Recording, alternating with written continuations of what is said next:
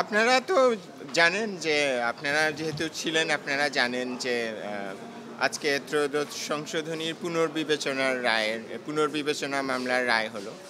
তো এটা ছিল বিচারপতি খায়রুল হকের নেতৃত্বে তত্ত্বাবধায়ক সরকার ব্যবস্থা বাতিল করে ২০১১ সালে যে রায় দেয়া হয়েছিল সেটার পুনর্বিবেচনা চেয়ে যে আবেদন করা হয়েছিল সেই আবেদন এবং সংশ্লিষ্ট আপিলের বিষয়ে আজকে রায় হলো। তো আজকে রায়ে আদালত স্পষ্টভাবে বললেন যে বিচারপতি খায়রুল হকের নেতৃত্বে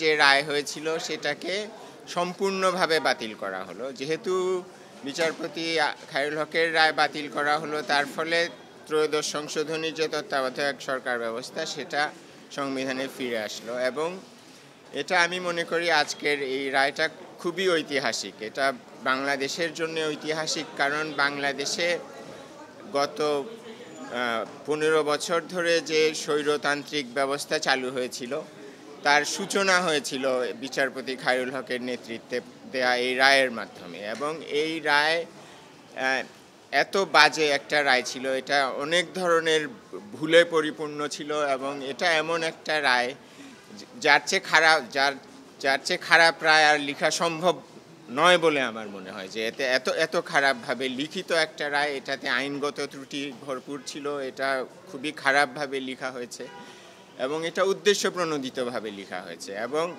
এই রায়ের ফলে আমি যেমনটা বলছিলাম যে বাংলাদেশে একটা স্বৈরতান্ত্রিক ব্যবস্থার সূচনা এই রায়ের মাধ্যমে হয়েছে।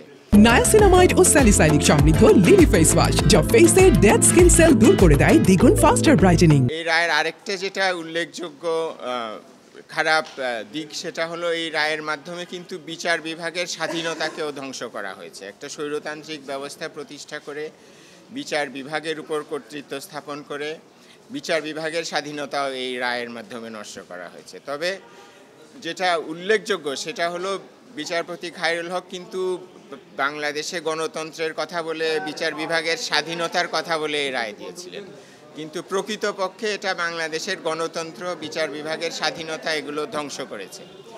এবং এই রায়ের ফলে কিন্তু আমাদের যে সুপ্রিম কোর্ট, বিশেষ করে সুপ্রিম কোর্টের আপিল বিভাগ, তার ব্যাপারেও মানুষের আস্থা এবং তার ভাবমূর্তি দারুণভাবে ক্ষতিগ্রস্ত হয়েছিল বিচারপতি খায়রুল হকের নেতৃত্বে দেয়া ত্রয়োদশ সংশোধনী রায়ের মাধ্যমে।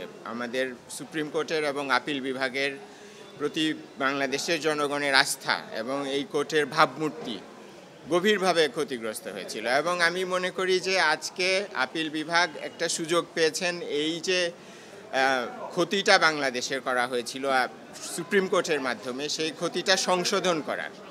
এবং ওনারা যথাযথভাবে এটা সংশোধন করেছেন, কারণ ওনারা রায়টা সম্পূর্ণভাবে বাতিল করেছেন। এবং এটা এই কারণে আজকে আমি বলবো বাংলাদেশের জন্য খুবই একটা ঐতিহাসিক দিন, এবং আমাদের এই আদালত, আমাদের যে প্রিয় সুপ্রিম কোর্ট, তার জন্য একটা ঐতিহাসিক দিন, কারণ সুপ্রিম কোর্ট তার ভুলটা আজকে সংশোধন করার একটা সুযোগ পেয়েছে এবং সঠিকভাবে সংশোধন করেছে। কাজেই সুপ্রিম কোর্টের জন্য এটা ঐতিহাসিক।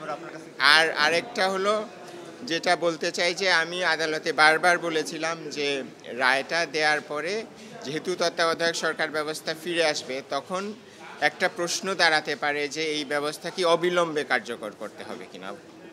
ধরুন তার মানে কি এই হবে যে বর্তমান যে অন্তর্বর্তীকালীন সরকার আছে একে তত্ত্বাবধায়ক সরকারের আকার গ্রহণ করতে হবে কিনা। তো এ ব্যাপারে আমি খুবই সুস্পষ্টভাবে সংবিধানের 58C ধারা, যেটা ত্রয়োদশ সংশোধনীর মাধ্যমে অন্তর্ভুক্ত করা হয়েছিল এবং খায়রুল হকের রায়ের মাধ্যমে বাতিল হয়েছিল, যেটা আজকে আবার সংবিধানে ফিরে আসলো, 58C ধারা, সেটা দেখিয়ে আমি আদালতকে বলেছিলাম যে ওনাদের রায়ে তত্ত্বাবধায়ক ব্যবস্থা ফিরে আসলেও এটাকে অবিলম্বে কার্যকর করা সম্ভব নয়, কারণ 58C ধারায় সুস্পষ্টভাবে লেখা আছে যে সংসদ ভেঙে দেওয়ার 15 দিনের মধ্যে তত্ত্বাবধায়ক সরকার গঠিত হতে হবে। এবং আমাদের সংসদ 1 বছরেরও বেশি আগে ভেঙে দেওয়া হয়েছে। কাজেই এখন তত্ত্বাবধায়ক সরকার গঠন করার কোনো সুযোগ নেই।